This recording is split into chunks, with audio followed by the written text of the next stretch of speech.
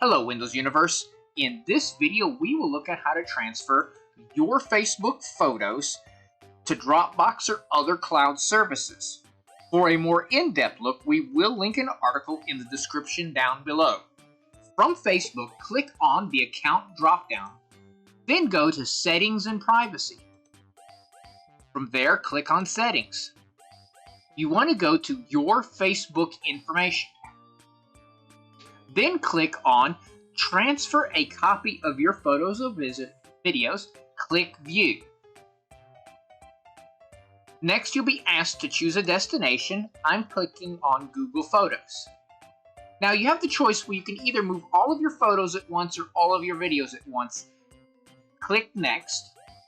You'll be asked to sign in to your Dropbox or Google account.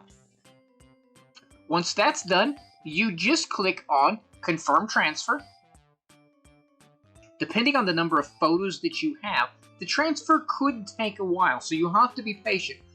When it's done, you'll notice that, for instance, timeline photos, profile pics, cover photos, all of the different files that you have in your Facebook folder will be moved in the same thing in whatever drive in the cloud that you pick.